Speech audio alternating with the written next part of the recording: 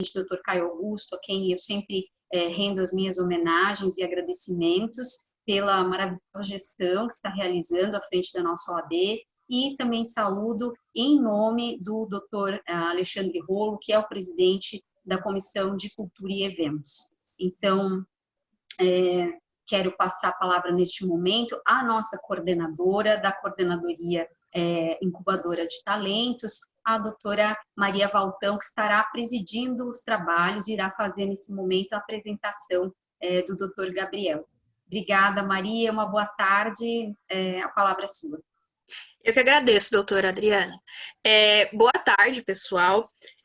Meu nome é Maria Elisa e eu vou fazer uma breve explanação aqui do que compõe o currículo do Dr. Gabriel. O Dr. Gabriel, ele é advogado, professor, ele é mestre em Relações Sociais pela PUC, coordenador do Programa de Enfrentamento à Violência Institucional da Conecta Direitos Humanos, membro do Centro Brasileiro de Estudos Constitucionais, e ele também chegou a trabalhar no Ministério da Justiça, né?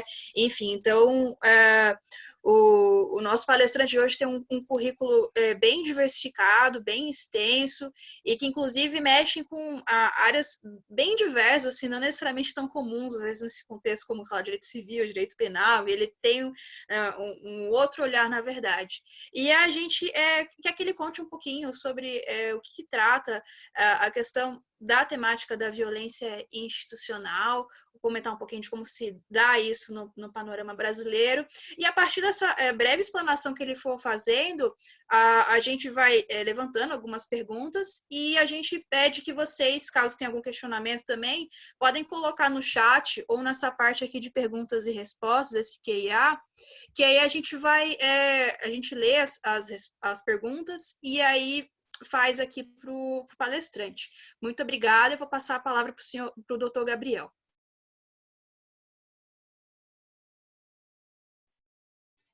Tá no mudo, calma aí, está no mudo, doutor. Aí, agora sim. Nossa, agora foi. Muito boa tarde a todas e a todos. Quero agradecer muito especialmente a doutora Adriana Cecílio pelo convite, dizer que eu acompanho com extrema felicidade o trabalho desempenhado por ela nessa gestão junto à comissão da OAB São Paulo. Também saudar a todas aquelas e todos aqueles que compõem essa ilustre gestão da nossa Ordem dos Advogados do Brasil, da Seccional São Paulo, que muito orgulha e me faz realmente recuperar as expectativas e as esperanças de ter uma ordem que esteja no compasso das demandas do tempo que a gente vive, né? Então, parabenizar a todas e todas pelo trabalho. Muito obrigado, Maria, pela apresentação. Dizer e reforçar que é uma honra estar aqui e poder colaborar com esse debate. Bem, então a gente pode adotar uma dinâmica em que vocês vão me interrompendo, fazendo perguntas, enfim. Acho que o mais importante aqui é que a gente tenha um debate bastante produtivo. E falar de violência institucional no Brasil hoje me parece um tema central e essencial. Na minha avaliação, e falo muito disso em aula, né? Na minha avaliação, nós estamos numa das mais graves crises do Estado Democrático de Direito, numa das mais graves crises vividas já pelo nosso país, e a violência institucional também retrata um pouco do que é a natureza dessa crise. Mas, numa breve introdução, nós jamais podemos perder de vista o que é a essência da violência institucional. E nós não podemos deixar de trabalhar esse tema sem recuperar a própria história do Estado democrático de direito. Na concepção que nós conhecemos hoje, nós não podemos negar que o Estado, ele em grande medida, tem a sua história associada à história do arbítrio. O arbítrio perpetrado por aqueles que detêm o poder. Como já dizia Montesquieu, todo o poder ele tende ao arbítrio. E na sua própria concepção da separação das funções estatais, Montesquieu já dizia que até mesmo numa concepção monarca, com tendências despóticas, era necessário controlar até mesmo as virtudes de um monarca, porque mesmo o mais virtuoso dos monarcas, mesmo aquele mais capaz de levar adiante uma nação, teria que ter as suas virtudes contidas. A história do poder, portanto, em qualquer organização social que nós vivemos historicamente, é a história do arbítrio. E a nossa concepção de Estado democrático de direito é uma concepção que está relacionada à contenção dos arbítrios do poder. O Estado, a legislação, o constitucionalismo, em alguma medida, surgem e existem justamente para gerar a contenção deste arbítrio. E, ora, toda vez que nós legitimamos um conceito ou conceituamos a violência institucional, nós estamos dialogando com essa história, com a história do arbítrio e do arbítrio que, uma vez formado o Estado de Direito, o Estado democrático de direito, este arbítrio também é perpetrado pelos agentes estatais, pelas instituições que, se em alguma medida têm a vocação para conter o arbítrio, elas não perdem a sua natureza de também representar este arbítrio, representar o poder que está posto na nossa sociedade. Nesse sentido, a violência institucional tem uma dimensão que é também uma dimensão legitimada pela própria legislação, pelo próprio arcabouço jurídico. E aqui, especialmente estando no mês de maio, a gente pode trazer alguns exemplos que dialoguem com a nossa realidade, a realidade do Estado no Brasil, do Estado de Direito, ou a realidade do arbítrio perpetrado pelos setores que detêm o poder na nossa sociedade. Quantos anos o Brasil não viveu sob o regime escravocrata? Quantos anos pessoas como eu, com o meu fenótipo, não foram escravizadas, tratadas como coisas, tendo seus destinos traçados para fornecer as bases econômicas para o desenvolvimento de um sistema de exploração e um sistema econômico que beneficiou setores tão minoritários da nossa sociedade e que foram, certamente, a base para o desenvolvimento da nossa própria nação. Qual era a fonte, a origem dessa violência? Essa violência era legitimada e tinha como fonte setores que detinham o poder na formação da nação brasileira, né? Em parte quando o Brasil era colônia e depois quando proclamou a sua independência. Era o tipo de violência legitimada, inclusive juridicamente, pelo sistema posto na época. Então, e é curioso que o Brasil, quando tem a sua independência proclamada, opta, inclusive, por um caminho que é o caminho do qual nós somos reféns até hoje. É o caminho que acabou perpetrando a realidade do racismo no Brasil. Quando se forma a nação brasileira, talvez nós tenhamos ali sido condenados a uma verdadeira crise de destino. Como formar uma nação independente quando os brasileiros, aquelas pessoas que formaram então a base daquela nação, que formavam aquela base de nação, escravizadas num sistema colonial, como elas poderiam ser parte de uma nação continuando a ser escravizadas? Nós padecemos até hoje com essa crise de destino. O Brasil viveu da sua independência até o momento em que é finda a escravatura, sob então um país independente, sem enfrentar o grande dilema da sua formação enquanto nação.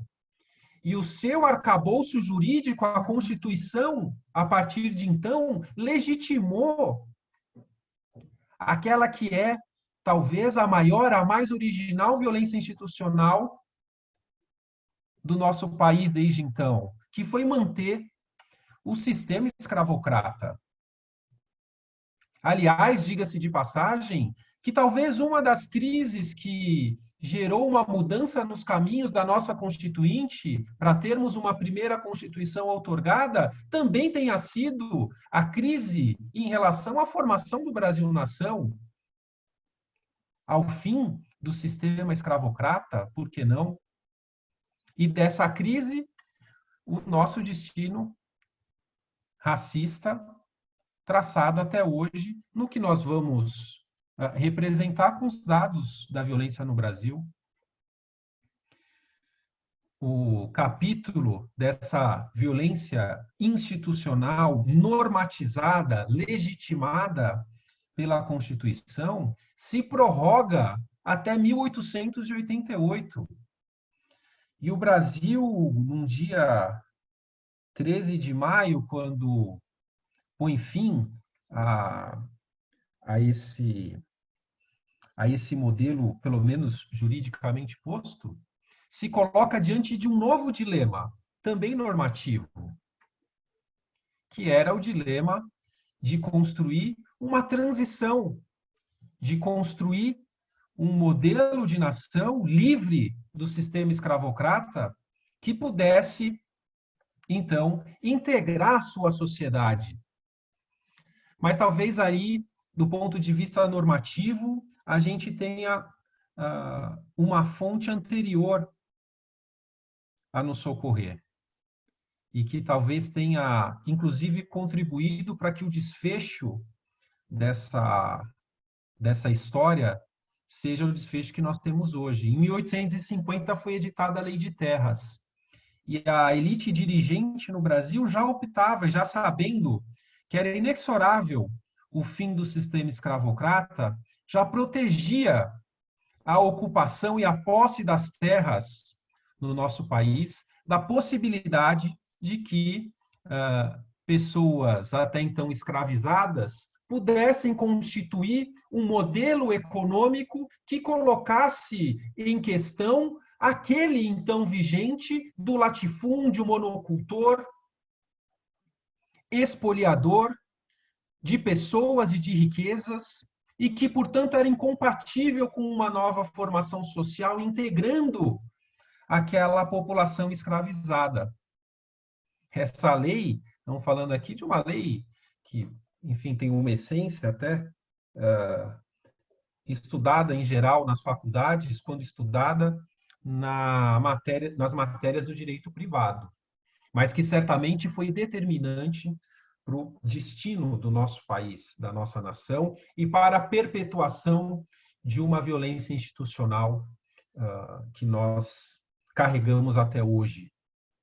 Formamos, portanto, um país repleto dessas crises, normativas, inclusive, que vão sendo repetidas. Imaginem, vocês acadêmicos, acadêmicas e público que nos acompanha, que o Brasil independente não trata de abolir o sistema escravocrata, então surge como nação carregando essa chaga, forma uma Constituição legitimando o sistema escravocrata, quando juridicamente acaba esse sistema escravocrata, o país não se prepara ou não cria condições para a superação desse modelo.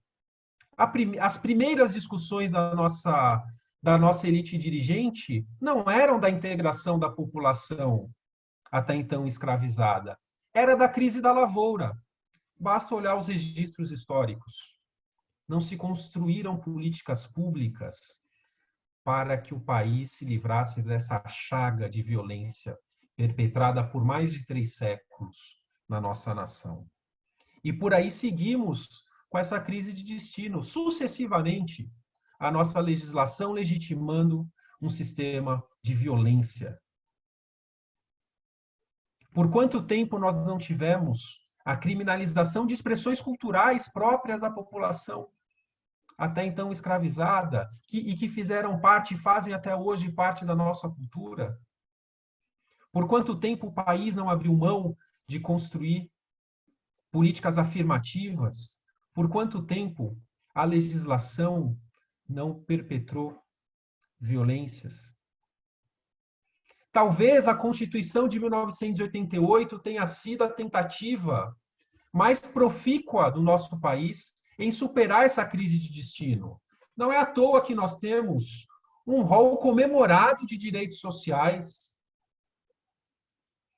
Se ali não construímos as políticas públicas, se a partir da Constituição de 88 não construímos como necessitávamos e como desejávamos as políticas públicas necessárias para enfrentar essa crise de destino que nos acompanha desde a nossa formação enquanto país, depois enquanto nação independente, depois de uma história constitucional que nós vivenciamos, mas pelo menos nós temos sim uma Constituição cidadã a ser comemorada.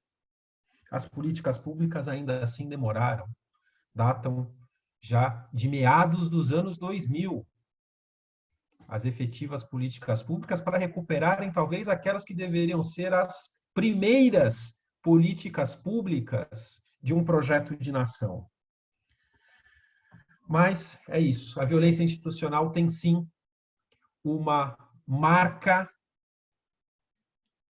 fundamental baseada na legislação, no ordenamento jurídico. Não percam jamais isso de vista. Mesmo diante de uma Constituição cidadã, não nos enganemos, nós continuamos tendo a marca da violência institucional na legislação. Basta abrirmos a nossa legislação penal.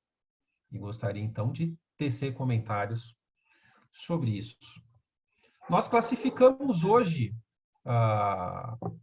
podemos ter várias classificações sobre violência institucional. Eu posso citar o exemplo da organização em que atua, Conectas Direitos Humanos, que, do ponto de vista da violência institucional, organiza alguns setores de atuação. E aqui eu faço referência ao vínculo direto com alguns temas da nossa legislação penal. Por que não tratarmos da questão do tráfico de drogas, por exemplo? Que é um dos temas centrais para a violência institucional no Brasil hoje. Isso aqui, certamente, esse é um tema que mereceria muito tempo de discussão e está fora do escopo do nosso debate aqui, mas certamente merece muito debate. A forma como a criminalização do tráfico de drogas é perpetrada no Brasil. Será que nós, acadêmicos, estudiosos do direito, estamos convencidos que temos uma legislação sobre drogas que é capaz de tutelar a saúde pública? Será que nós ainda, atentos às lições da ciência, atentos ao que é a marca do nosso sistema prisional e da violência que lá se reproduz todo dia, será que nós ainda estamos convencidos de que temos uma legislação que tutela a saúde pública? Eu não posso ter uma conclusão distinta. Estou seguro que não. Que nós temos, por trás de um debate em que, na dogmática, alguns sustentam na tutela da saúde pública, uma marca e uma chaga de violência institucional. Qual é o perfil das pessoas presas por tráfico de drogas hoje no Brasil? Nem numa visão punitivista nós somos capazes de sustentar que esse modelo é correto.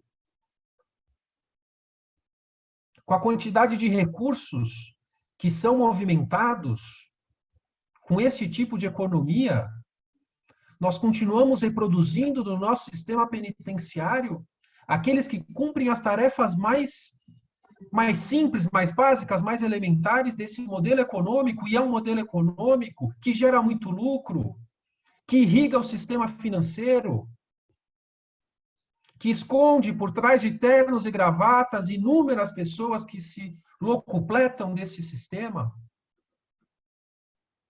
E para o nosso modelo de Estado democrático de direito, aqueles que estão aprisionados são parte de um setor social que tem endereço, que tem cor, que tem classe, que tem raça.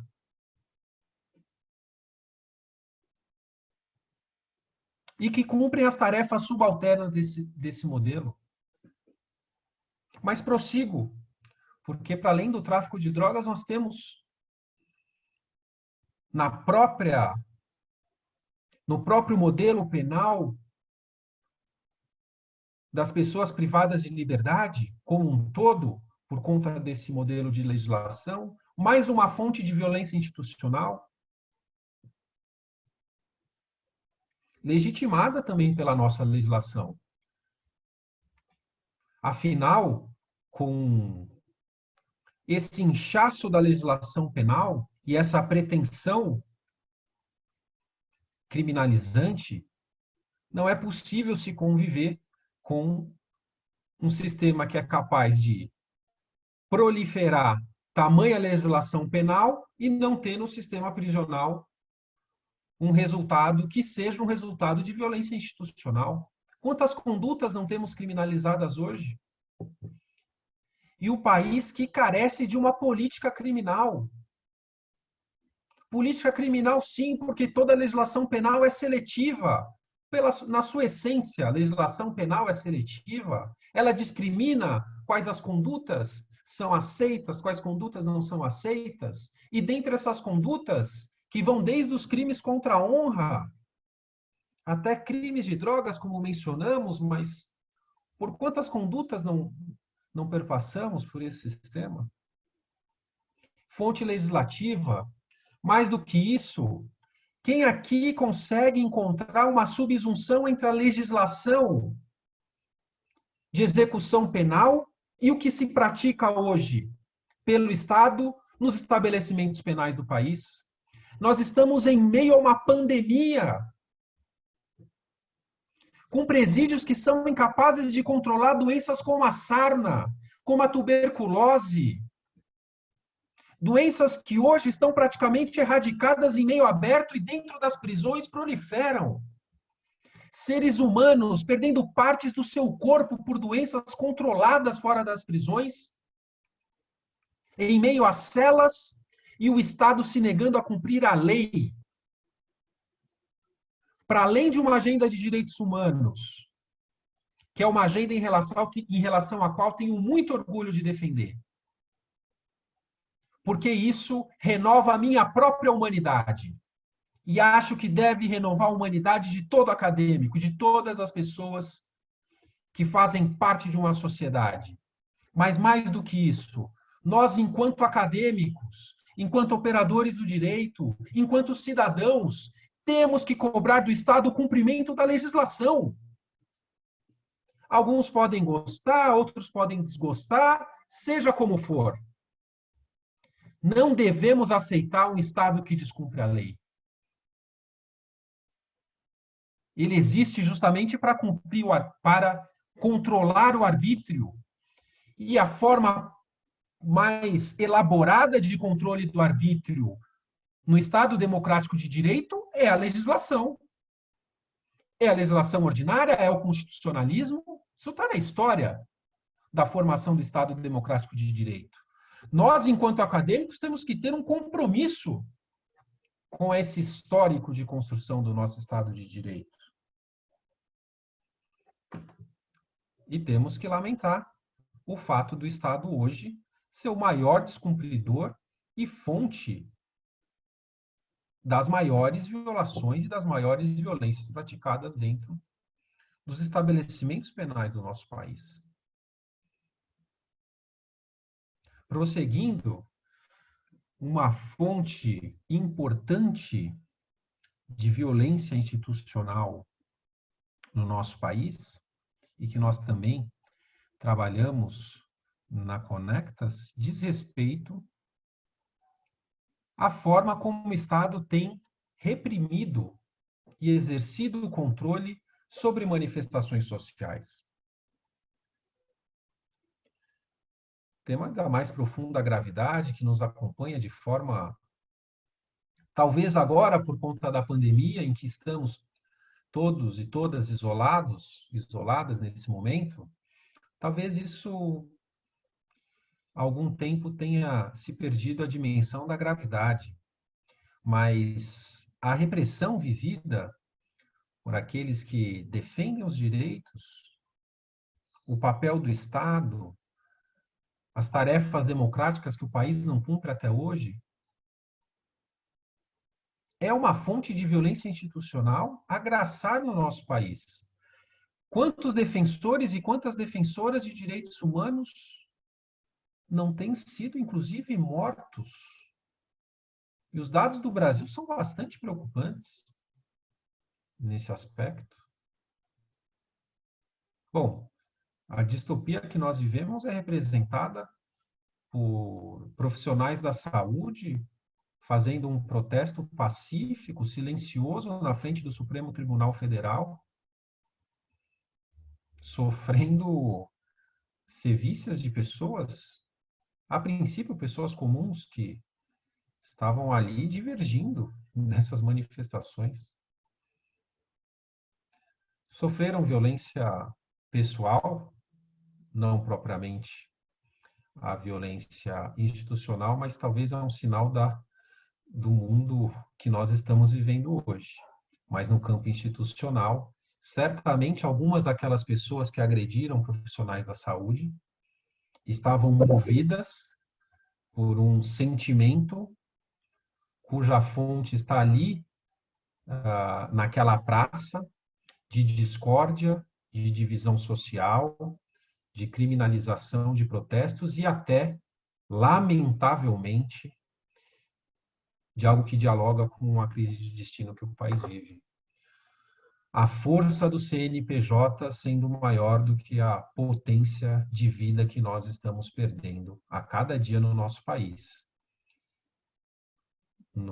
Na data de hoje, talvez já tenhamos quase 12 mil pessoas mortas e quase que num déjà vu daquelas primeiras discussões pós-fim da escravatura no país, nós temos as pessoas que em seu DNA carregam a mesma história daqueles que discutiram a crise da lavoura no Brasil com o fim do sistema escravocrata. É o mesmo DNA histórico. Estão hoje discutindo o retorno ao trabalho, estão discutindo os CNPJs em UTIs, e não tratam das arguras vividas pela população brasileira, nas comunidades pobres do país. São quantos hospitais que estão disponíveis para essas pessoas? São quantos respiradores? Qual é a liderança exercida por essas pessoas na defesa da vida dessas trabalhadoras e desses trabalhadores? Não precisa ser um... Doutor Gabriel. Desculpe, tenho que concluir, né? Pode concluir, que eu só ia fazer o questionamento que já tem aqui. Aí, Pode se quiser fazer, concluir, pode que aí eu fazer. faço depois. Posso fazer? Pode, claro. Aqui o Vinícius Lopes, ele fez um comentário que eu achou maravilhosa a sua sensibilidade. Teve até uma outra pessoa aqui que eu esqueci o nome, aqui no chat, falou que achou magnífica a sua exposição. Aí eu vi que ele colocou esse questionamento e eu achei, na verdade, muito pertinente. Até já falei assim, meu Deus, eu tenho que perguntar isso. E aí ele virou e perguntou o seguinte, o Vinícius, né? Em uma época de pandemia, a violência institucional, ela tende a aumentar? E como as comissões de direitos humanos trabalham a fim de diminuir essa realidade? Perfeito. É aí que eu emendo a relação entre uma fonte normativa, como eu estava dizendo desde o início, uma fonte normativa que acaba legitimando violências institucionais, desde a legislação que legitima determinada concepção de sociedade escravocrata, que ao estabelecer crimes e penas em relação à legislação de drogas contribui para a criminalização de determinados setores sociais, uma fonte normativa que legitima, e outra que é a fonte do dia a dia, que é aquilo que Zaffaroni diz que o Estado de Direito tem uma relação dialética com o Estado de polícia. Para quem gosta do professor Eugênio Raul Zaffaroni, é uma fonte privilegiada para trazer essa dinâmica. Mesmo quando a lei coíbe a violência institucional, ela é reproduzida no dia a dia. Não podemos deixar de citar a atuação dos órgãos de segurança pública, que são regidos por uma legislação de controle do arbítrio, mas que praticam cotidianamente o arbítrio. É por isso que esse é um dos temas mais essenciais tratados na violência institucional, o controle dos órgãos de segurança pública. E agora também das Forças Armadas, quase que de forma conjunta, porque cada vez mais as Forças Armadas são chamadas à atuação na segurança pública. Temos uma margem normativa, uma margem legislativa que, por várias vezes, contribui para o incremento da violência institucional e mesmo as margens da legislação, quando ela é vocacionada a controlar o arbítrio, esse arbítrio acontece, a violência institucional acontece. Qual é a principal forma para nos protegermos da profusão desse arbítrio e da violência institucional? O controle social. Nós temos desde um modelo de Estado de Direito, com separação de funções estatais, onde temos o papel de cada uma para fazer valer os freios e contrapesos do arbítrio de cada um dos responsáveis por essas funções, mas nós temos um papel essencial do controle social. É graças ao controle social que nós temos o avanço da própria legislação, que diz respeito ao controle de atividades, etc. Toda vez que o controle social é enfraquecido, a perpetração da violência institucional, inclusive às margens da lei, se propaga. Com mais controle social, tende-se a haver uma redução da violência institucional. Os agentes públicos passam a prestar mais contas, a serem mais cobrados das violências praticadas. E, com isso, a tendência é que haja maior contenção na sua ação, ilegal ou baseada dentro da própria legislação, com base no abuso.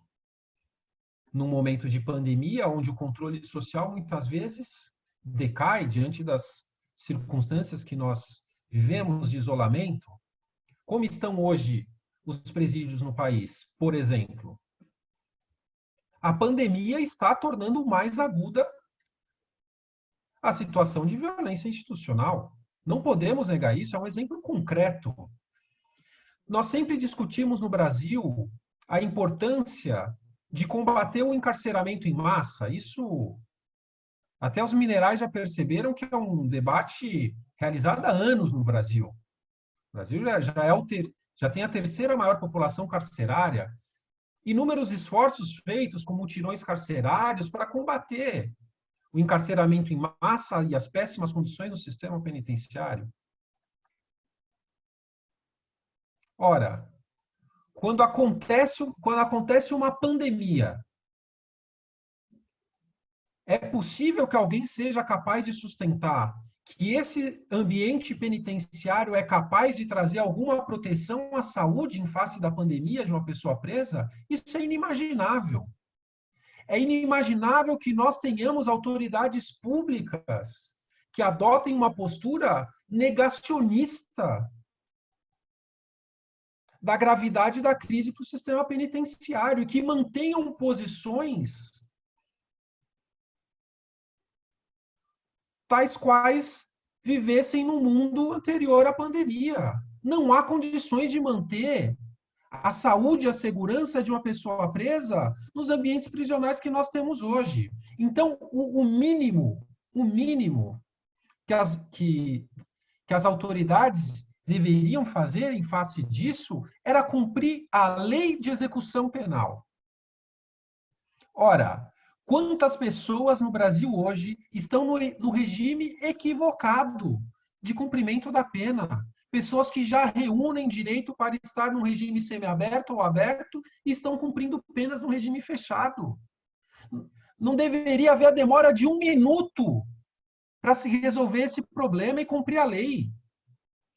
Quantas tentativas de medidas judiciais foram frustradas da parte de ilustres colegas, advogados e advogadas que têm militado diante dessa matéria, das defensorias públicas e de outras entidades que estão tentando fazer cumprir a lei de execuções penais? Quanto que está sendo cumprida a recomendação número 62 do CNJ, que, entre outras coisas, determina o cumprimento da lei e da jurisprudência do Supremo Tribunal Federal, que preconiza quem está no regime mais gravoso tem que ser colocado no regime mais adequado. Não pode cumprir pena num regime mais gravoso, estão falando às vezes do óbvio ululante. E diante de uma crise de pandemia, infelizmente, nós temos um agravamento dessa situação e dessa crise. É por isso que eu defendo e acho que com isso pretendo concluir aqui as minhas considerações iniciais, a importância do papel da academia. Estando diante dessa comissão e honrando o convite feito pela professora Adriana, eu não posso deixar de trazer aqui esse chamado e falar da importância que a academia exerce num momento como esse. E isso está mais do que evidente para todo mundo que acompanha as notícias da pandemia. Todas as pessoas estão extremamente ansiosas para que especialistas consigam encontrar a cura ou a vacina contra essa doença, contra esse vírus. Que expectativa a população não deposita nos expertos, nos especialistas?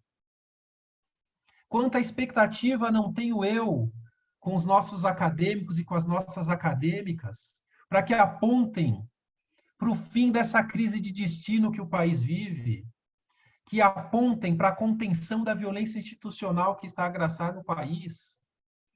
O país que mata mais de 50 mil pessoas e que 75% dessas pessoas são pessoas negras. Nós vivemos neste país, senhoras e senhores, acadêmicos e acadêmicas. Se já não era mais do que urgente resolver esse problema, quanto mais agora. Eu sempre exalto a história de ilustres cidadãos brasileiros como Luiz Gama, que aprendeu o mistério da advocacia e do direito, muitas vezes sem ser convidado ali nas arcadas, ou outras tantas pessoas que se notabilizaram pela instrumentalização das normas jurídicas, pela instrumentalização do direito. E nós precisamos cada vez mais fazer esse chamado e assumir esse compromisso. É o compromisso de uma geração, é o compromisso de uma nação, é o compromisso com a vida. A academia tem uma contribuição enorme a dar. Eu tenho certeza que, inspirados na história que nós temos das pessoas que estão hoje sem condições de exprimir a sua voz. Temos 12 mil pessoas que hoje não podem levantar a sua voz contra as injustiças sociais no nosso país, que foram causas, juntamente com o vírus, para suas mortes. Nenhuma das mortes que estão acontecendo e que vão acontecer desde já, nessa crise, está dissociada de um sistema desigual que nós vivemos hoje. Quando começam a faltar as unidades de terapia intensiva, nós vamos recuperar o quanto que o Estado brasileiro deixou de investir em saúde nos últimos anos, por conta de uma emenda constitucional que limitou o uso de os gastos públicos, os investimentos públicos também em saúde, tramita no Supremo Tribunal Federal, tramitam ações contra essa emenda constitucional e aprova nessas ações do quanto se perdeu de volume de recursos para a saúde. Estados em que as pessoas estão sem leito hospitalar, morrendo nas suas residências, e pessoas que não têm mais o direito de promover um enterro digno aos seus familiares. Isso é culpa de um sistema econômico, isso é culpa de um modelo de sociedade desigual. Aconteceu também em países ricos, é verdade. E é verdade porque nós estamos organizando a humanidade em torno da defesa de CNPJs. Nós estamos organizando a sociedade em torno da defesa de valores que não preenchem o nosso ser. E que nós, que temos o privilégio de termos acesso ao conhecimento, e que temos o direito de sonhar numa sociedade diferente, e que temos o direito de produzir uma ciência diferente, e que temos o direito de apontar um caminho de libertação para a nossa sociedade, que nós possamos assumir esse compromisso, fazer valer os ensinamentos de tantas e tantos que lutaram por uma sociedade mais justa, igualitária e livre da violência.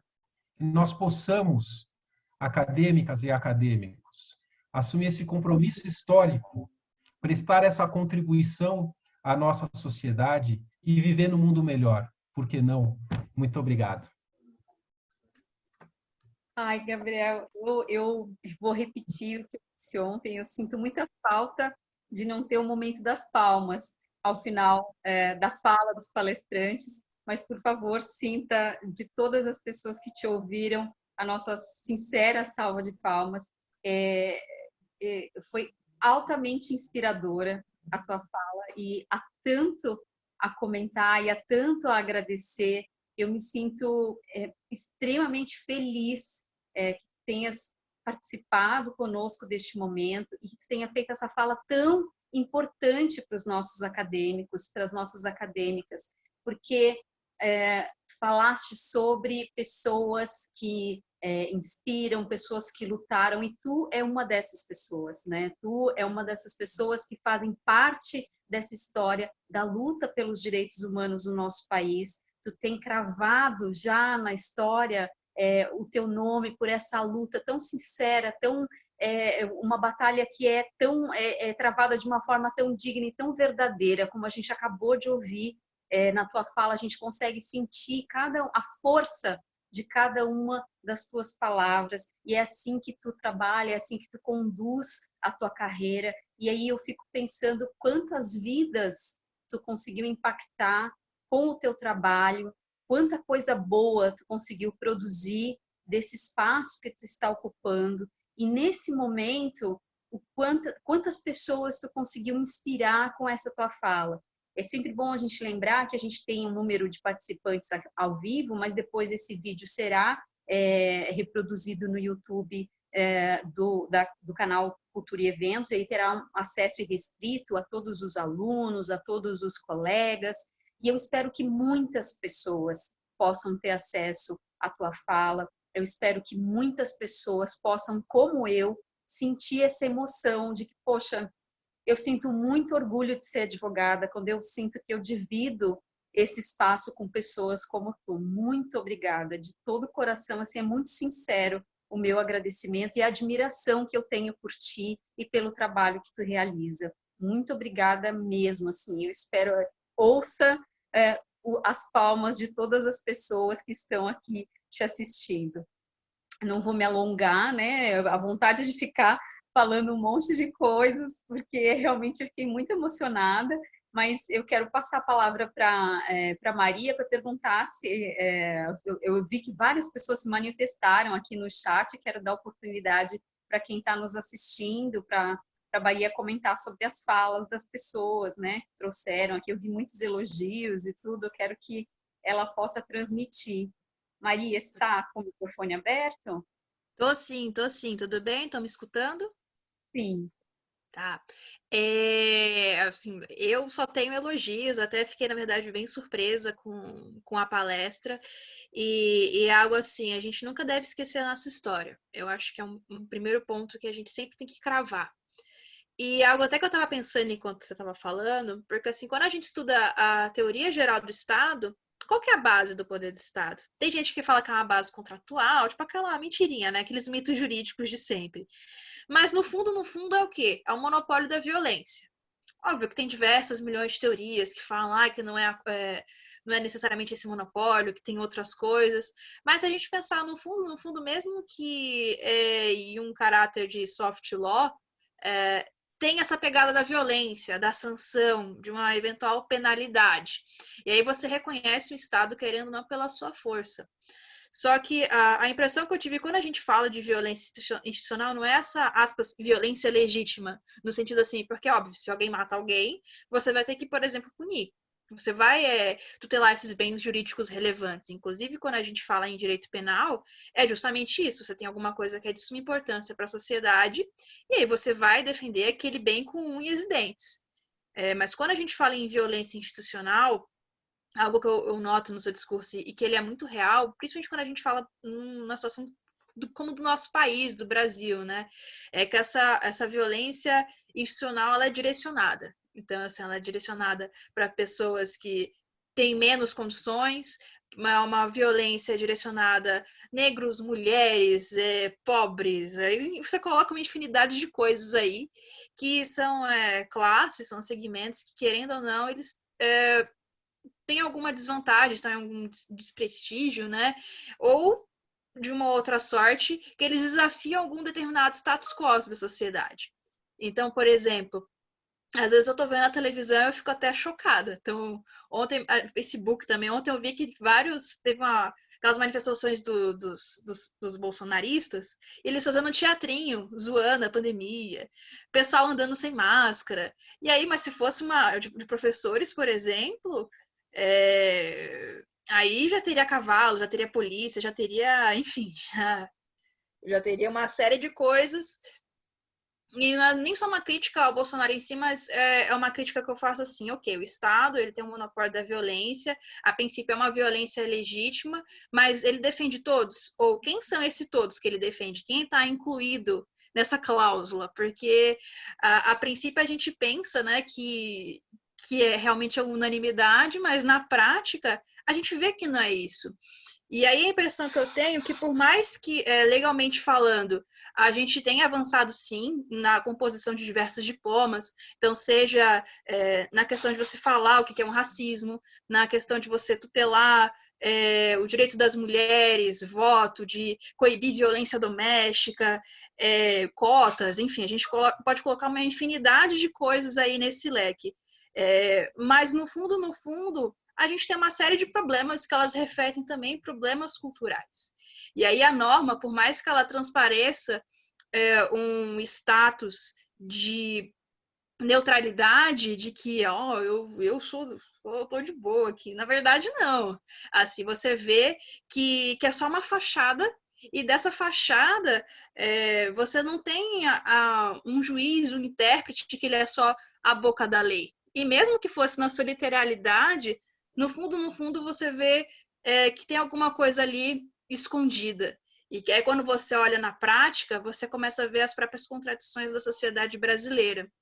E aí você mencionou a própria questão da escravidão. Então, o autor, que é aquele Gessé de Souza, tem outros sociólogos também que trabalham esse tema, que ele fala justamente que é a elite do atraso.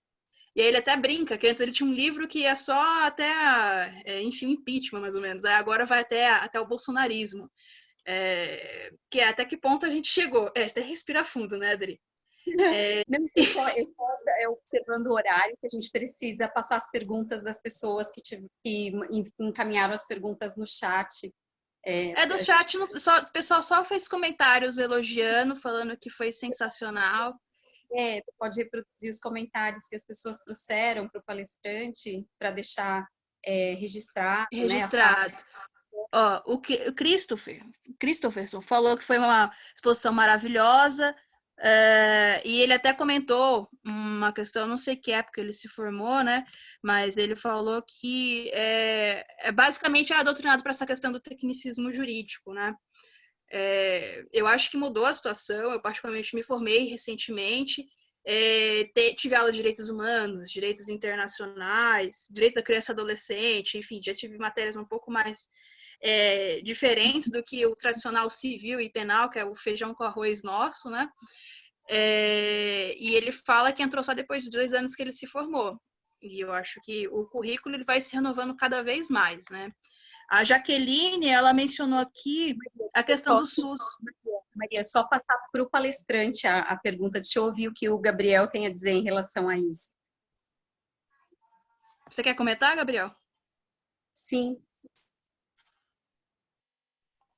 Bom, aqui eu primeiro queria agradecer pelos comentários.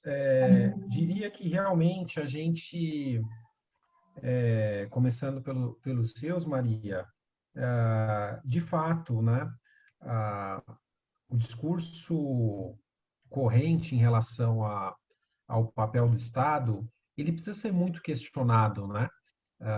Como eu procurei dizer para vocês, a gente tem uma dimensão da violência institucional que é vinculada à própria base normativa e nós temos uma dimensão que é ligada ao próprio exercício do poder. É inerente ao exercício do poder o arbítrio, né? Então, mais do que importante que nós tenhamos em mente o quanto isso tem de resultado na vida concreta das pessoas, né? E na academia a gente precisa reforçar muito esse chamado aos dados. Ora, será que nós vivemos numa condição de normalidade num país em que a maioria das pessoas mortas, 75% das pessoas mortas, são de determinada cor, idade e classe social? Não é possível que nós estejamos conectados com as aspirações que o próprio Estado de Direito e a Constituição preconizam. Também é nosso papel na academia de questionar. E até mesmo quando faltam os instrumentos, eu sempre fui muito crítico à forma como os cursos jurídicos se organizam. Eu acho que a gente realmente precisa também fazer essa reflexão, é importante sempre fazê-la. Mas, para quem tem o pensamento crítico, é muito importante instrumentalizá-lo para questionar. Então, esses questionamentos são bastante importantes, mesmo nos marcos das pessoas que acreditam nas teses contratualistas, em outras teses, né, classificadas do ponto de vista acadêmico, mais idealistas em relação à formação do Estado, né? E quando se fala qual é a fonte de poder, né? De onde emana o poder do Estado? Certamente a fonte está na população, no povo, né? A partir dela se forma a própria estrutura do constitucionalismo, da legislação, que aí vai atribuir funções estatais a partir desse poder, né? Que é indivisível, as funções divididas para realizar os freios e contrapesos desse modelo. Nós vivemos numa sociedade heterogênea e não há como, nos dias de hoje, renunciar à importância dessa heterogeneidade, dessa pluralidade. E nos marcos dessa pluralidade surge a demanda e a necessidade de consolidação de direitos, dos próprios direitos humanos, que têm sido sucessivamente desrespeitados. Tem-se, lamentavelmente, um momento histórico de retrocessos em relação a essa concepção da pluralidade. Setores majoritários começam a questionar direitos que já eram para estar mais do que consolidados, né? Direitos das mulheres, direitos do público LGBT, direitos a ações afirmativas, direitos de indígenas, direito ao meio ambiente, tudo isso passa a ser questionado nesse momento histórico, quando é o momento de se reafirmar esses direitos. Importante que nós, advogadas, advogados, acadêmicos, operadores do direito, nos coloquemos na linha de frente dessa análise crítica, por compromisso que nós temos que ter, também com a ciência, mas com as vidas humanas que estão por trás e que estão sofrendo as consequências do retrocesso nesses discursos. Gabriel, eu queria fazer uma pergunta, como a pauta dessa nossa semana é voltada para essa questão da construção, de repente, da utilização desses temas para a construção de uma tese, de um trabalho de conclusão de curso ou de um artigo científico, eu acho que as pessoas elas gostariam de indicações, de bibliografias, de que forma elas poderiam escrever a respeito do tema violência institucional. E também em que área do direito se enquadraria melhor? Se enquadraria melhor em direito constitucional ou direito penal? O que tu achas? Ótimo, Adriana. Eu tinha anotado aqui de abordar um tópico sobre isso, ainda bem que você fez a pergunta aqui no calor da emoção da fala. Realmente estava me escapando de fazer algumas indicações. Eu até ilustrei no início da minha fala, tratar da lei de terras, para dizer para vocês que, às vezes, até dialogando com o direito privado, é possível abordar situações de violência institucional. Evidentemente que ela está mais diretamente relacionada às matérias do direito público, mas só para ampliar o nosso olhar de que, em alguns momentos, é importante fazer esse diálogo, né? E a marcha dos CNPJs também é um exemplo, né? Às vezes um pleito, que parece um pleito meramente privado, né? As pessoas querem salvar os seus CNPJs ignorando a saúde das trabalhadoras e trabalhadoras, como é que isso se reverbera na violência institucional? Porque, ora, um agente público acha que realmente é mais importante para a sociedade brasileira colocar em prevalência esses direitos que, na verdade, têm que se compatibilizar e se harmonizar, né? Então, enfim, às vezes até é propício fazer diálogos constantes e usar da interdisciplinariedade. Mas, certamente, a gente tem uma ligação direta com as matérias do direito público. Acho que é possível explorar temas da violência institucional em matérias como a teoria geral do Estado. Direito constitucional é muito importante, por isso eu também procurei trazer aqui um pouco da nossa história constitucional, como a base normativa é capaz de reproduzir, inclusive, violência institucional, como reproduziu na nossa primeira Constituição, né? Como reproduz hoje com o formato da legislação penal, e aí importante instrumentalizar o debate do direito penal, do direito processual penal, né? Nós tivemos uma discussão recente, importante, sobre o conceito de trânsito em julgado, por exemplo. Era possível ter uma interpretação constitucional capaz de restringir aquilo que é um direito e uma garantia individual? Imaginem vocês que, evidente, eu tenho uma posição em relação ao tema, relevem essa posição, mas imaginem vocês a interpretação constitucional que restringe um direito e uma garantia individual, também promovem uma espécie de violência institucional. Nós estamos lidando com um caso, apenas para exemplificar, que muito nos chocou na nossa organização, de uma mulher, na véspera do Dia das Mães, amamentando, que tinha tido uma decisão que lhe deu a liberdade provisória num crime de tráfico de drogas, que foi, então,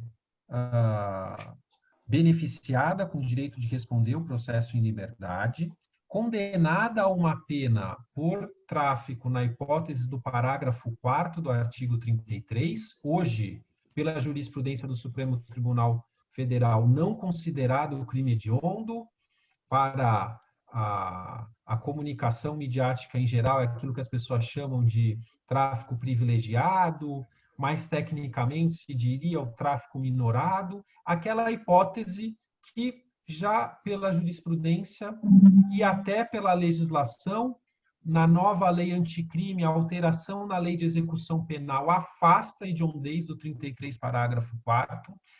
Esse exemplo que eu estou dando, a pessoa condenada a 1 ano e 8 meses, na véspera do Dia das Mães, teve a sentença transitada em julgado, sem que fosse admitido o recurso especial extraordinário, foi retirada da sua residência para na véspera desse Dia das Mães, do Dia das Mães da pandemia, amamentando a sua criança, presa aqui no estado de São Paulo, sob o argumento legitimado pela legislação que permitiu o édito de uma sentença condenatória e que na instrumentalização processual afastou 2 recursos tão importantes para a defesa, como o recurso especial extraordinário. Essa pessoa foi presa. A notícia que tenho é que a Defensoria Pública entrou com habeas corpus, com altas chances de sucesso, porque os tribunais superiores, especialmente do Supremo Tribunal Federal, há uma concepção garantista em relação a essa hipótese do 33, parágrafo 4º, e que uma pessoa condenada a uma pena de 1 ano e 8 meses de prisão ter que cumprir essa pena em regime fechado, desculpe, ofende a interpretação sistemática da nossa legislação. Então, só para dizer que, desculpe me alongar e usar de exemplo para ilustrar, mas para dizer que a gente tem uma amplitude. Inclusive, o direito processual penal pode servir para fazer uma discussão sobre a violência institucional, às vezes até a não admissão de um recurso, a consequência que ele gera para a vida de uma pessoa, a consequência que ele traz para o exercício do poder estatal e até para a violência institucional. Então, inclusive, recomendo a acadêmicas e acadêmicos a instrumentalização de dados, estudos de caso. Eu pautei o meu mestrado, o tema do meu mestrado é um estudo de caso, e na instituição em que eu me graduei mestre, eram poucos, espero que já tenha aumentado o índice, mas poucos os estudos de caso que deram origem a mestrados e doutorados. Acho que é um exercício que se pode fazer até desde o período mais inicial da vida acadêmica, por que não TCCs baseados em análises de casos. Eu acho que isso é uma barreira que nós, no direito, podemos superar e conseguir dialogar mais com a realidade empírica, né? E diante dos dados que nós temos hoje, é muito importante que a academia possa se debruçar sobre esses temas. Na área da criminologia, então, também encerro a fala também citando da importância de pautar temas da violência institucional. A criminologia tem um cabedal enorme de bibliografia, temos muita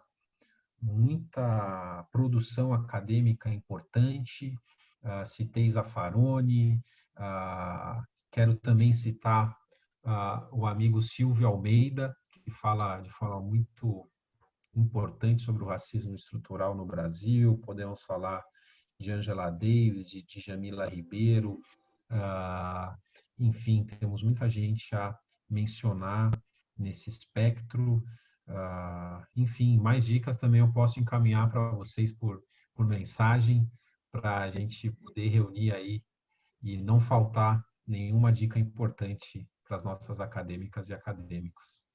Mas é justo dizer, Gabriel, que se a gente fosse atribuir uma definição a violência institucional seria toda aquela violência que é praticada com o aval do Estado e através do Estado, quando ele perpetua discriminações, né, e desigualdades. Então, aí tu apontaste muito bem, né, todas as legislações que, na verdade, ao invés de proteger direitos, causaram e perpetuaram e agravaram desigualdades. Então, na verdade, o aluno que quiser estudar e seguir por esse caminho, ele precisa ter esse olhar, né? Precisa ter essa preocupação realmente de ir por um caminho mais empírico, verificar esses dados. Eu acho que trouxe uma informação extremamente importante e é um assunto que precisa ser melhor debatido nas academias, que é a questão da política de drogas, que de fato existe uma política de drogas voltada para construir esse encarceramento em massa. E é interessante, talvez até a gente já fazer a recomendação que as pessoas assistam o documentário da emenda 13, né, lá dos Estados Unidos, 13ª emenda, então, que trata sobre isso em relação aos Estados Unidos, mas a gente sabe que aqui também essa realidade se reproduz, né? Então, eu acho que há uma vastidão de temas que podem ser abordados. A violência institucional é muito ampla, né? E ela se perpetua ela é perpetrada através de diversas medidas que o Estado acaba adotando e que, ao invés de proteger os direitos, acabam violando esses direitos. E aí, por isso, a importância dos alunos estudarem isso para justamente fazer o que tu falaste ao longo da tua palestra, que é expor a importância da academia. O valor da academia é esse, é fazer essas pesquisas para tornar essas informações nítidas, né? Para que essas informações venham à tona, para que elas sejam notórias, para que as pessoas realmente saibam que o que estamos a falar tem todo um fundamento, né? Não é um achismo, não é um reclamo, né? Nos termos que são utilizados, lamentavelmente, hoje em dia, não é um mimimi, né? Existe, de fato, uma situação muito grave que precisa ser vista, que precisa ser revista e precisa ser modificada, né? Sem dúvida. Queria perguntar para a Maria se tem mais alguma pergunta, ou se chegou alguma pergunta no chat em relação a algum dos nossos participantes. Na verdade, fizeram mais algumas considerações, né, de alguns episódios específicos, de como a própria mídia também retrata esses acontecimentos e como algumas coisas elas são realmente discricionárias, né? Não são, enfim, são pesos diferentes. Então foi mais nesse sentido mesmo, o sentido da própria cultura jurídica que a gente tem, porque, enfim, mais do que a própria norma, como que os intérpretes têm isso no dia a dia, então como que os juízes analisam e tudo mais. E só elogios aqui, basicamente. Até reli aqui umas 3 vezes para ver se eu não estava deixando nada de lado. Agradeço as contribuições de quem falou aqui, que é o... Deixa eu só ver o nominho, gente, porque minha seta ela vai rolando, aí perco o nominho, tá? Que foi o Fábio Silveira, o Christopherson e teve a Thaís Caldas também, enfim, que comentou. Aí eu queria agradecer. Obrigada, então, Maria, pela tua participação aí, com a tua contribuição nas condições de trabalho. Quero perguntar para o professor Gabriel, doutor Gabriel, se ele tem mais alguma observação que ele queira fazer, encerramento, em relação à fala dele, algum ponto ainda que ele queira destacar. Gostaria de fazer mais uma fala, Gabriel, de encerramento? Só agradecer imensamente, parabenizar pelo trabalho, uma honra imensa estar aqui nesse debate, agradecer muito, professora Adriana, pelo convite e desejar muito boa sorte no trabalho, no estudo, de todo mundo que nos acompanhou e dizer que estou à disposição. Uma honra enorme estar com vocês e estamos sempre às ordens. Muito obrigada, a honra foi toda nossa, né? Nós agradecemos muitíssimo, né? Agradecemos demais aqui a tua participação, que foi tão valiosa. Eu tenho certeza que todos os alunos conseguiram aprender muito nessa tarde e para além do conhecimento técnico, também houve uma questão de humanização, que é extremamente importante, que é tarefa da academia também. Então, eu te agradeço imensamente, o doutor Gabriel, muito obrigada mais uma vez por ter aceitado o nosso convite e ter contribuído aí de uma maneira tão importante para essa nossa semana de trabalhos. Muito obrigada mais uma vez e agradeço a todos que participaram. Espero vocês amanhã às 15 horas novamente. Um abraço a todos, um abraço muito especial, doutor Gabriel, a Maria. Muito obrigada e até amanhã. Obrigado.